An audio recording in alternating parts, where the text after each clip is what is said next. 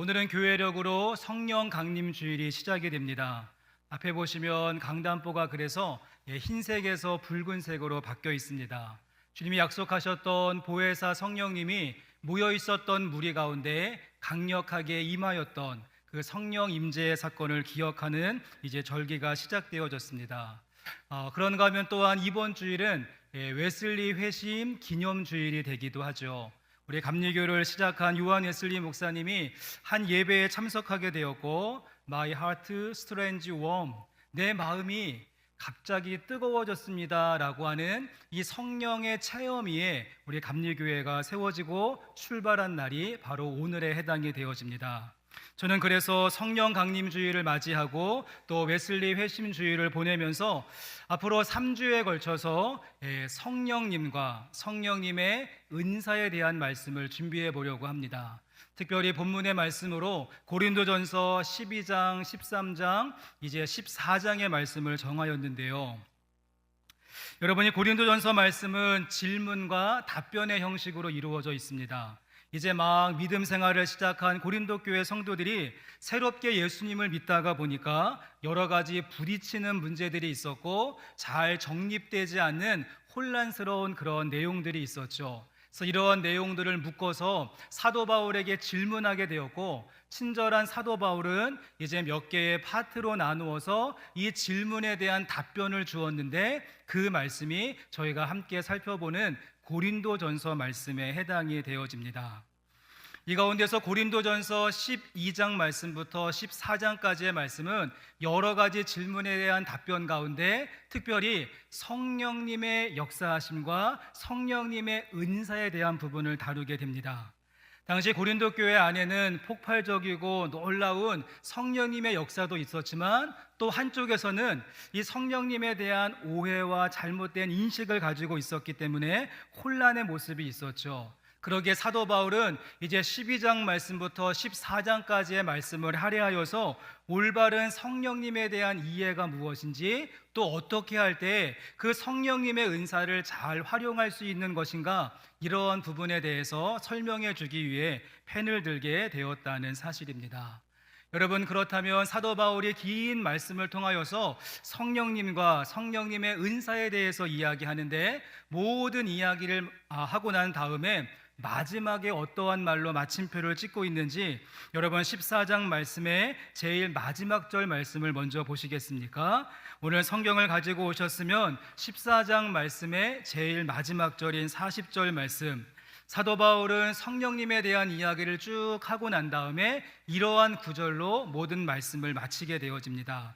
14장 40절 말씀에 모든 것을 품위 있게 하고 질서 있게 하라. 모든 것을 품위 있게 하고 질서 있게 하라. 전 이 표현이 참 좋습니다. 그래서 이번 3주 동안의 말씀의 큰 타이틀도 품위 있게 질서 있게 라고 정하였는데요, 우리 성령님은 아주 인격적이신 분이시기 때문에 그 모든 것들이 품위 있게 그리고 질서 있게 발휘되어지고 나타나기를 원하신다는 사실입니다.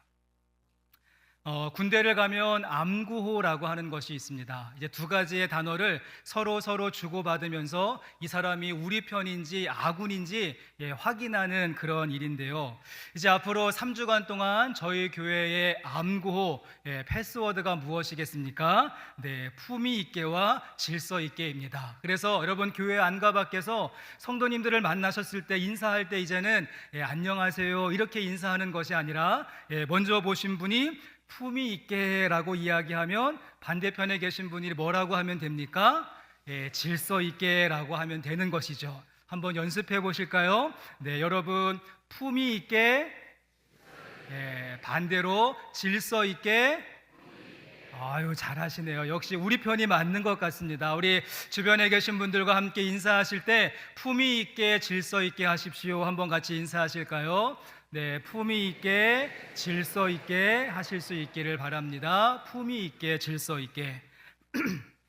자, 오늘은 이제 이 품위 있게 질서 있게 말씀 가운데 첫 번째 시간으로서 고린도전서 12장 1절부터 11절까지의 본문을 말씀을 통하여서 같이 한번 생각해 보려고 하는데, 여러분, 그러면 사도 바울은 제일 마지막에 품위 있게 질서 있게 하십시오라고 이야기했다면, 이 성령님에 대한 말씀을 시작하는 12장 첫 구절은 어떠한 말씀으로 시작을 할까요? 우리 12장 1절의 말씀을 한번 같이 읽어보시겠습니다. 형제들아, 신령한 것에 대하여 나는 너희가 알지 못하기를 원하지 아니하노니. 바울이 무엇이라고 합니까? 형제들아, 신령한 것에 대하여서 나는 너희가 알지 못하기를 원하지 아니하노니. 이거 분명히 이거 영어가 아니고 한국말인데 무슨 말인지 아시겠습니까? 굉장히 어렵습니다. 알지 못하기를 원하지 아니하노라. 이거 알라는 건지 말라는 건지, 원한다는 것인지 원하지 않는다는 것인지 꽈배기처럼 꼬여 있어서 혼란을 주는데, 여러분, 사도 바울의 진짜 속마음이 무엇일까요?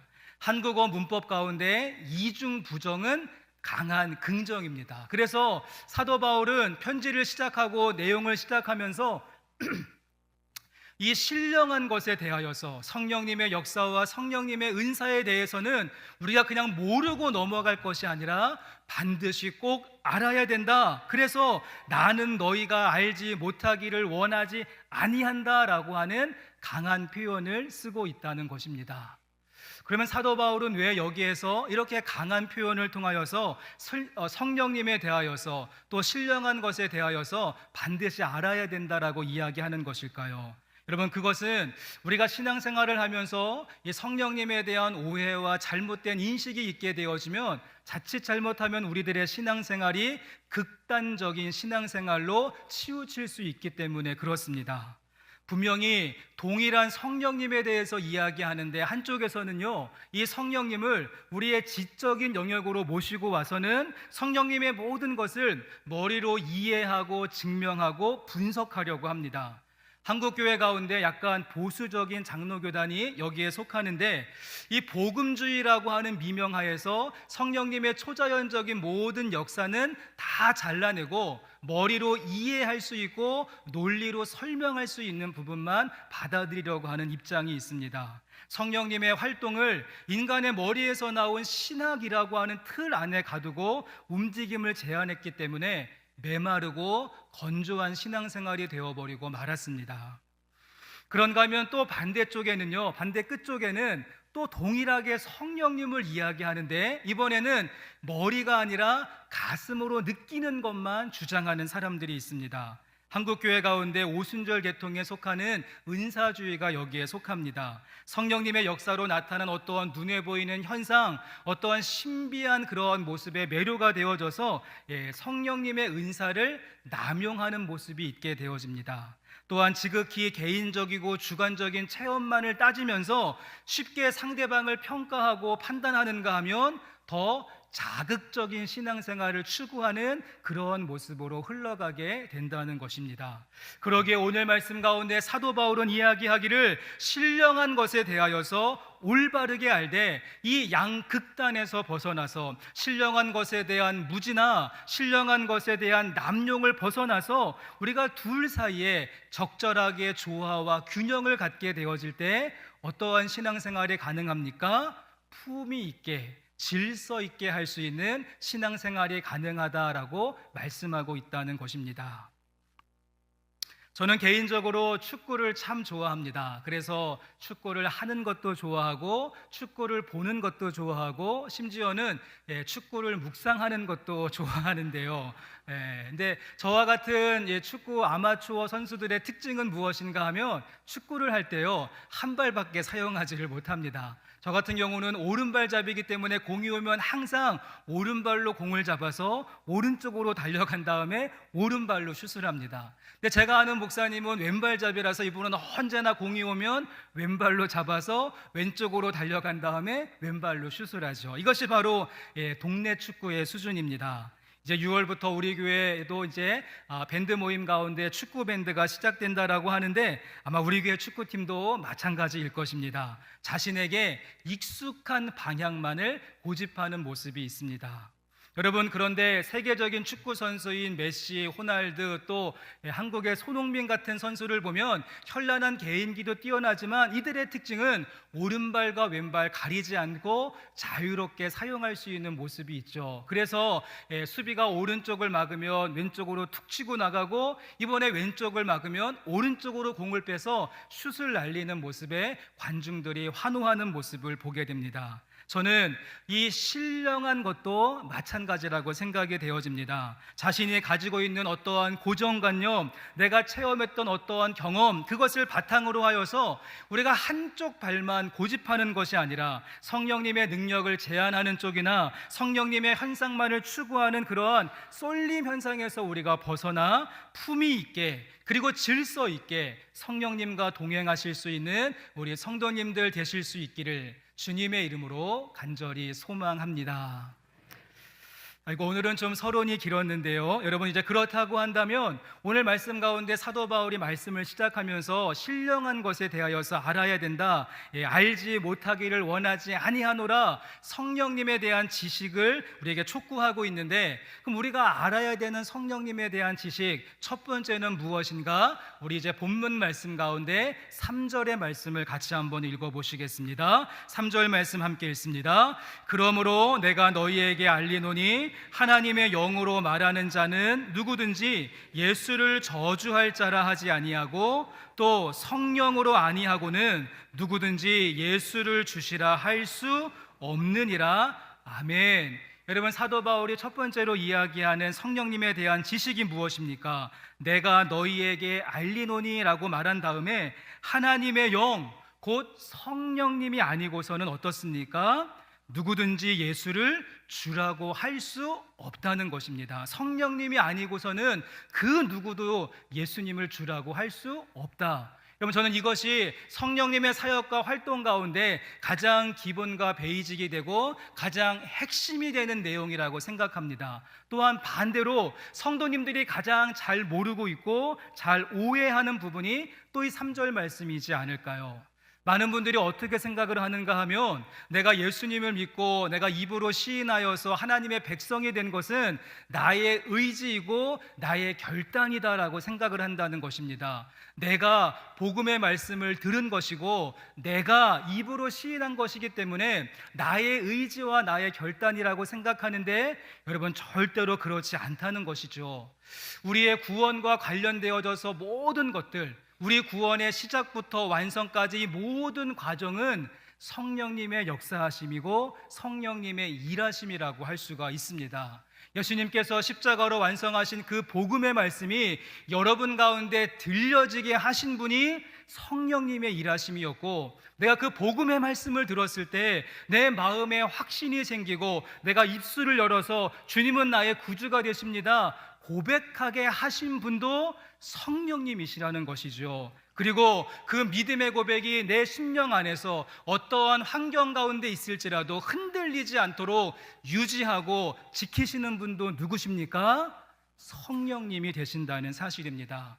내가 알아서 다 한 다음에, 내가 알아서 결단하고 내가 알아서 시인하고 내가 모든 거 다 하고 난 다음에 그 다음 단계로서 내가 손들고 기도할 때 성령님 오시옵소서라고 하면 그때 짠 하고 나타나셔서 어떠한 능력과 기적을 행하시는 분이 아니라 성령으로 아니하고는 누구든지 예수를 주라고 할 수 없다는 것입니다.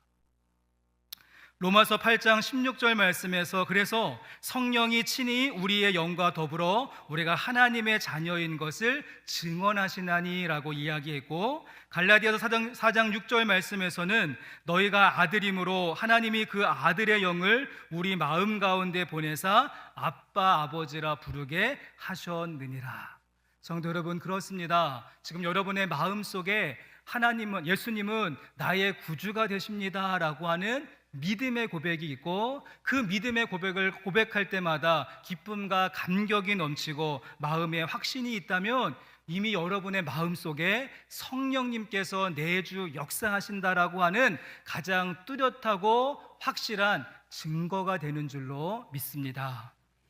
그런데 안타까운 점은 이 성령님의 어떠한 현상과 그 어떠한 그 모습만을 강조하는 그룹에서는 어떠한 신비적인 체험을 꼭 해야지만 성령님을 만났다라고 이야기한다는 것이죠. 어떠한 신비적인 그런 환상을 보거나 병고침을 받거나 방언이나 예언을 말할 수 있어야지 성령님을 만난 것이다라고 이야기하는데, 여러분 그렇지 않습니다. 한번 곰곰이 생각을 해보시면 눈에 보이는 현상만 가지고 판단하기에는 위험성이 있습니다. 그리고 성경 말씀 속에 보시면 악한 영들도 그런 어떤 초자연적인 일들을 나타내고 보여주는 것을 보게 되죠. 애굽의 마술사들도 얼마든지 초자연적인 기적을 행하였고 병들을 고치는 기적을 보여줍니다.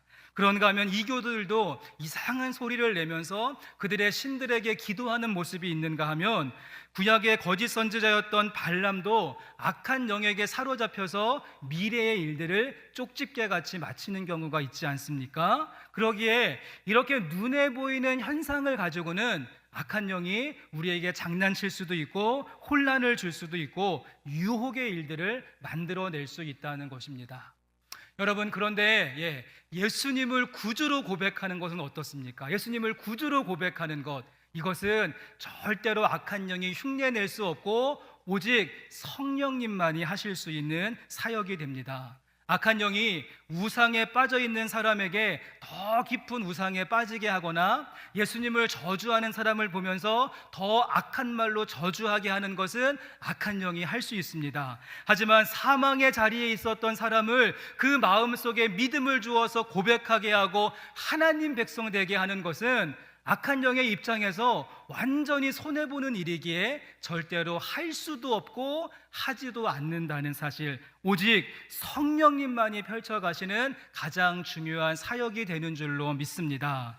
함께 예배하는 성도 여러분, 그러기에 오늘 예배의 자리에 나오시면서 예수님은 나의 구주가 되십니다라고 하는 믿음의 고백을 가지고 오늘 예배의 자리에 나오셨다라고 한다면, 여러분 지금 예배하는 여러분 가운데 성령님께서 내주 역사하고 계시다는 사실, 여러분 이 사실을 알지 못하기를 원하지 아니하는 우리 성령의 사람들 되실 수 있기를 주님의 이름으로 간절히 소망합니다. 자, 그 다음에 두 번째로 사도 바울이 전해주고 싶었던 우리가 꼭 알아야 되는 성령님에 대한 것, 신령한 것은 무엇인가 하면, 이번엔 4절부터 7절까지의 말씀을 보시면 성령님의 나타나심에는 언제나 유익함이 있다라고 이야기를 합니다. 4절부터 7절까지의 말씀을 제가 읽어보겠습니다. 은사는 여러 가지나 성령은 같고, 직분은 여러 가지나 주는 같으며, 또 사역은 여러 가지나 모든 것을 모든 사람 가운데서 이루시는 하나님은 같으니, 각 사람에게 성령을 나타내심은 어떻습니까?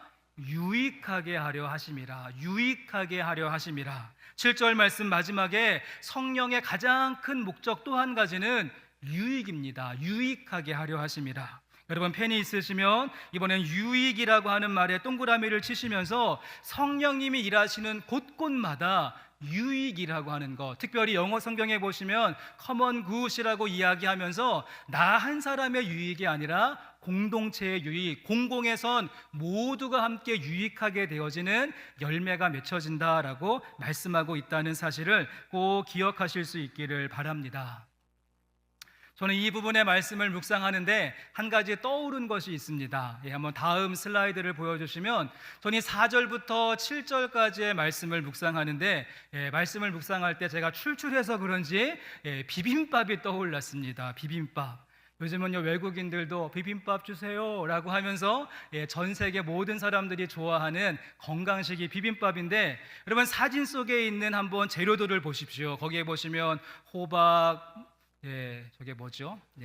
버섯, 시금치, 고사리, 하여튼 등등 많이 있는데 어떻습니까? 이게 다 색깔이 다 다르고 먹었을 때 식감이 다르고 또 요리하는 방법도 다 다르죠. 하지만 비빔밥의 특징은 이런 서로 다른 재료들이 빨간 고추장을 통하여서 싹 비벼지고 어우러지면 어떻습니까? 오늘 점심에 비빔밥이 먹고 싶어지는데 맛있는 비빔밥이 만들어진다는 것이죠. 마찬가지입니다. 사도 바울은 말씀 가운데 우리에게 주신 은사가 여러 가지가 있고 내가 맡고 있는 직임이 다양하며 우리가 함께 펼쳐가는 사역이 여러 가지가 있는데 이 모든 것들을 마치 다채로운 비빔밥 안에 모든 재료가 고추장을 창하여서 어울러지듯이 우리가 은사를 행하고 우리가 어떤 사역을 감당하고 우리가 어떤 직임을 감당할 때 성령님께서 함께 하셔서 어떠한 맛을 내는 것입니까? 유익이라고 하는 맛, 유익이라고 하는 맛, 특별히 common good, 공동의 유익이라고 하는 맛을 내게 하시는 분이 성령님의 사역이 된다는 것입니다. 가장 먼저는 비빔밥 안에 있는 하나의 재료인 본인 나에게 유익이 되어지고 또 그릇 안에 함께 담겨져 있는 옆에 있는 또 누군가에게 유익이 되어지며 비빔밥 그릇과 같은 우리의 가정과 교회 공동체 안에 유익이 되게 하시는 것, 누구의 역할이십니까? 성령님께서 하시는 일입니다. 여러분, 그러기에 꼭 한번 점검해 보실 수 있었으면 좋겠습니다.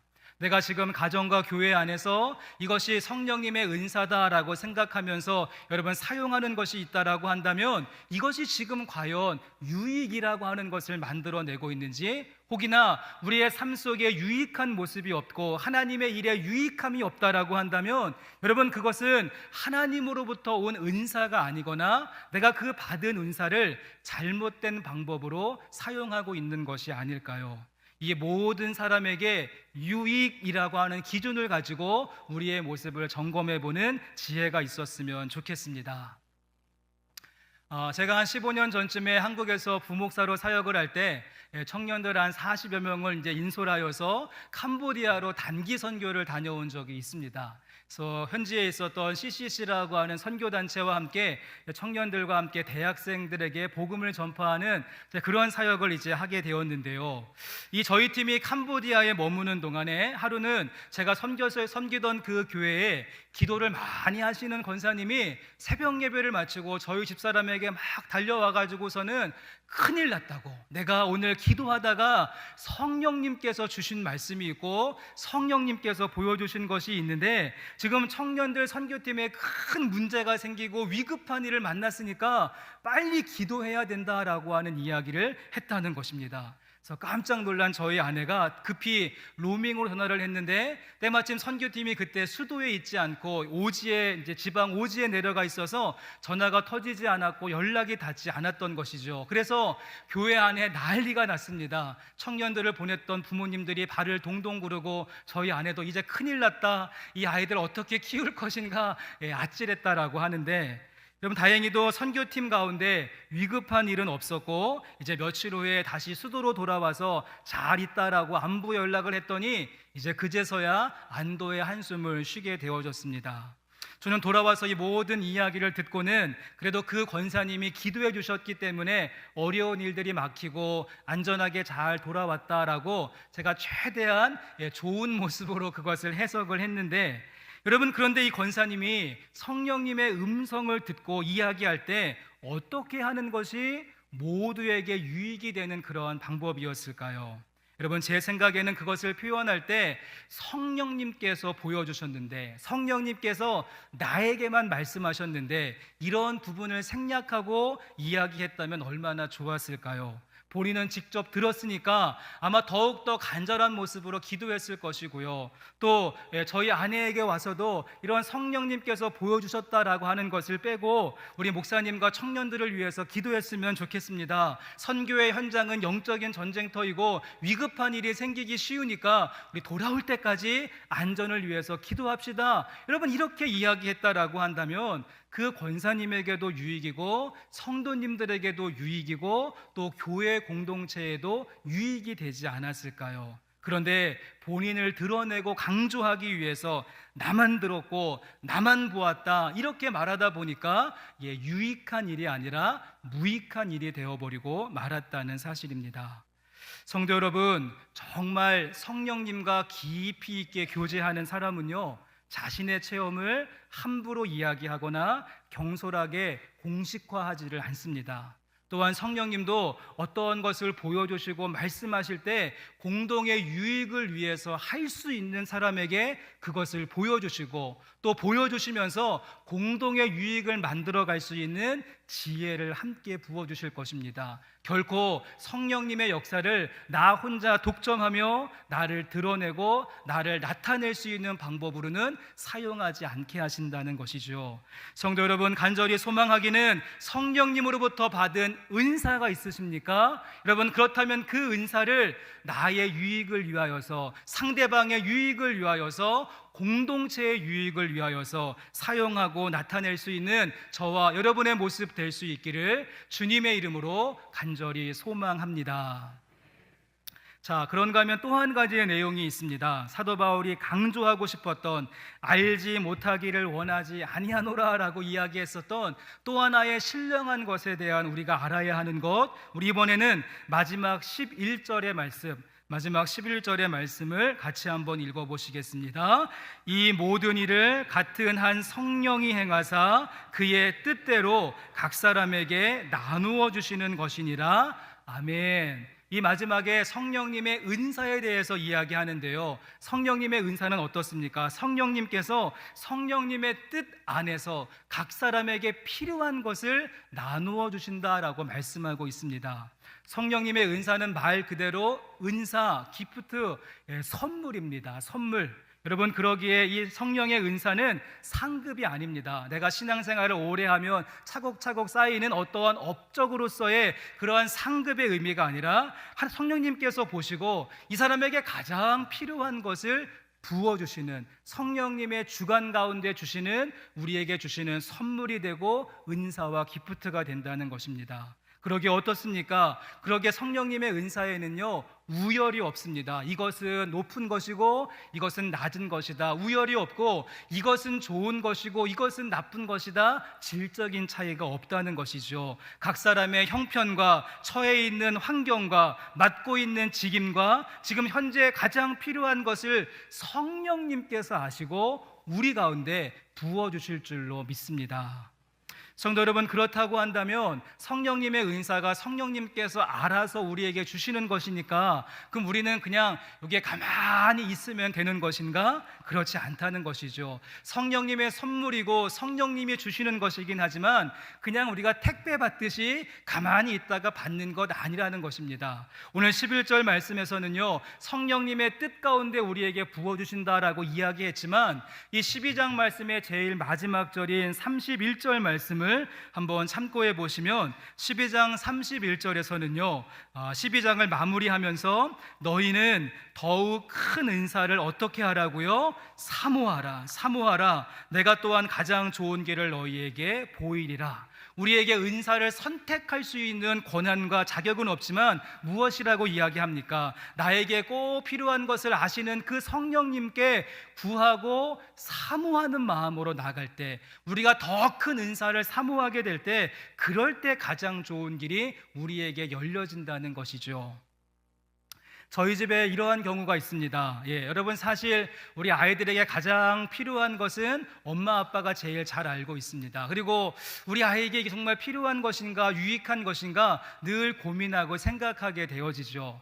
근데 어떤 경우가 있는가 하면 제가 이제 아빠로서 저희 아이들에게 이제 뭐를 좀 사줘야 되겠다, 이것이 필요한 것 같다, 그래서 제가 이제 사주기로 마음을 먹고 집에 갔는데 때마침 저희 아이가 턱 튀어나오면서 아빠 나 이것 좀 사주세요라고 이야기하는데 제 마음속에 있었던 것하고 이 아이가 이야기했던 것이 딱 맞으면 제가 원래는요 내일 사주려고 했는데 그 말을 듣는 순간 바로 손잡고 사러 가고요, 제가 원래는 100원짜리를 사주려고 했는데 그 말을 들으면 200원짜리를 사주는 것이 부모의 마음과 심정이었던 것 같습니다. 그러기에 오늘 사도 바울은 분명 성령님께서 가장 적합하고 가장 필요하고 가장 좋은 것을 은사로 여러분에게 주시겠지만 받는 자도 사모하는 마음과 기대하는 마음과 더 큰 은사를 기대하게 되어질 때 가장 좋은 길, 100원짜리가 아니라 200원짜리의 인생이 우리 가운데 열려지게 된다는 것입니다.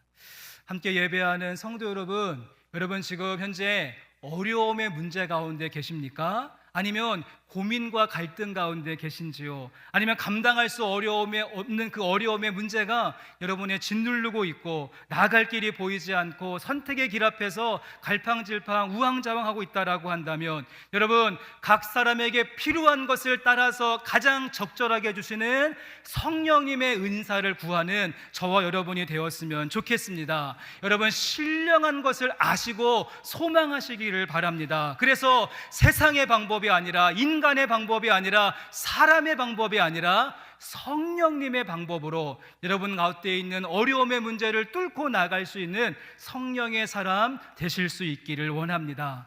여러분, 특별히 오늘 본문 말씀 가운데 8절부터 10절까지의 말씀에서 이야기하는 9가지의 성령의 은사를 더욱 갈망하시고 사모하시고 또 구하실 수 있었으면 좋겠습니다. 하늘로부터 오는 지혜의 말씀과 지식의 말씀을 구하십시오. 흔들리지 않는 믿음과 병고침의 역사를 구하시기를 바랍니다. 능력을 행하고 예언을 선포하고 영을 분별하고 하늘의 언어를 말하고 그것을 통역할 수 있는 은사를 구하게 되어질 때 우리 가운데 꼭 필요한 것을 우리 성령님께서 여러분 가운데 부어주실 줄로 믿습니다.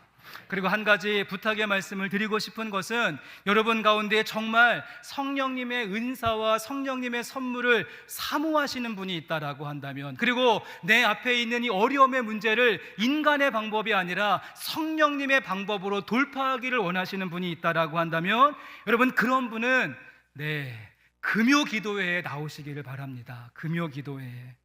금요 기도회에 나오셔서 우리 함께 같이 기도하고 함께 주님 바라보고 성령님의 은사를 구하게 될 때, 하나님의 방법을 구하고 성령님의 방법을 구하게 될 때 여러분 가운데 가장 필요한 걸로 부어주실 것입니다. 제가 이렇게 말씀드리는 것은 단순히 금요 기도회 예배 인원 채우려고 제가 말씀드리는 것 아닙니다. 제가 이번 주로 이제 영생교회 부임한 지 딱 6개월이 되어졌습니다. 6개월.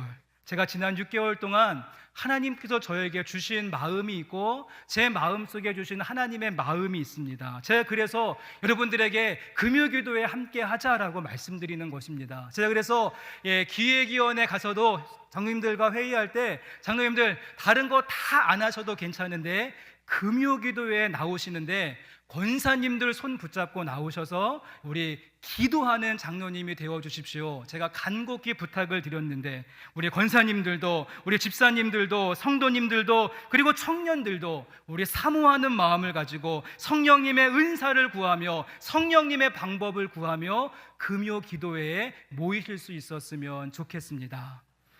하나님께서 그럼 저에게 지난 6개월 동안에 어떠한 마음을 주셨는가? 여러분 궁금하지 않으십니까? 제가 그 내용은 돌아오는 금요 기도회 시간에 말씀을 드리도록 하겠습니다. 이래야지 또 이제 많이 나오실 것 같으니까요. 자, 이제 우리 오늘 본문의 말씀을 좀 마무리하도록 하겠습니다. 오늘 고린도전서 12장 1절부터 11절까지의 말씀을 통하여서 사도 바울이 신령한 것에 대해서 알아야 된다라고 하는 말씀을 함께 나누었는데요. 사도 바울은 쭉 이렇게 신령한 것에 대해서 설명하고 난 다음에 이제 오늘 말씀의 단락이 끝나고 다음 단락인 여러분 12절 말씀에 보시면 어떻게 이야기합니까? 몸은 하나인데 많은 지체가 있고 몸의 지체가 많으나 한 몸임과 같이 그리스도도 그러하니라 라고 말씀하죠. 여러분 이 말씀 어서 많이 본 말씀이지 않습니까? 우리 교회 표어에 보시면 한 가족 한 교회가 나온 말씀이 더블 12, 그래서 고린도전서 12장 12절의 말씀이 이 말씀이죠. 그러게 우리가 어떻게 할 때 한 가족 한 교회가 될 수 있는가? 성령님의 기름 부으심, 성령님의 역사가 있을 때 한 가족 한 교회가 될 줄로 믿습니다. 예수를 주라고 고백하고 시인하게 하시는 성령님, 모든 것을 통하여서 유익함을 이루어 가시는 성령님, 각 사람 가운데 필요한 것을 때를 따라서 공급하시되 가장 좋은 것으로 충만하게 부어주시는 성령님의 역사하심을 덧입어서 우리 함께 한 가족 한 교회로 나가실 수 있는 믿음의 공동체 되기를 주님의 이름으로 간절히 축원합니다. 우리 함께 찬양 드리겠습니다. 빈들의 마른 풀같이 함께 찬양하시면서 우리의 메마른 심령 가운데 성령의 단비가 부어지기를 소망하며 우리 찬송 드리시고, 여러분 가운데 꼭 필요한 성령의 은사를 사모하며 우리 함께 기도하기를 원합니다. 함께 찬송합니다. 빈들의 마른 풀같이, 빈들의 마른 풀같이 시드는 나의 영혼, 주님의 허락한 성령 간절히 기다리네. 가물어 메마른 땅에 단비를 내리시는 성령의 단비를 부어 새 생명 주옵소서. 반가운 빗소리 들려, 반가운 빗소리 들려, 삼천이 춤을 추네. 높이로 내리는 성령 내게도 주옵소서. 가물어 메마른 땅에 단비를 내리시는 성령의 단비를 부어 새 생명 주옵소서. 절 따라 우로를 내려, 절 따라 우로를 내려 조목이 무성하니 갈급한 내 심령 위에 성령을 부으네. 가물어 메마른 땅에 단비를 내리시는 성령의 단비를 부어 새 생명. 우리 함께 사절로 고백합니다. 참되신 참되신 사랑의 언약 어길 수 있어. 오늘의 흡족한 은혜 오늘의 흡족한 주실 줄 믿습니다. 주실 줄 믿습니다. 아멘, 아멘. 가물어 메마른 땅에 단비를 내리시는 성령의 단비를 부어 새새. 우리 마지막으로 가물어 메마른 땅에, 가물어 메마른 땅에 단비를 내리시는 성령의 단비를 부어 새 생명 주옵소서.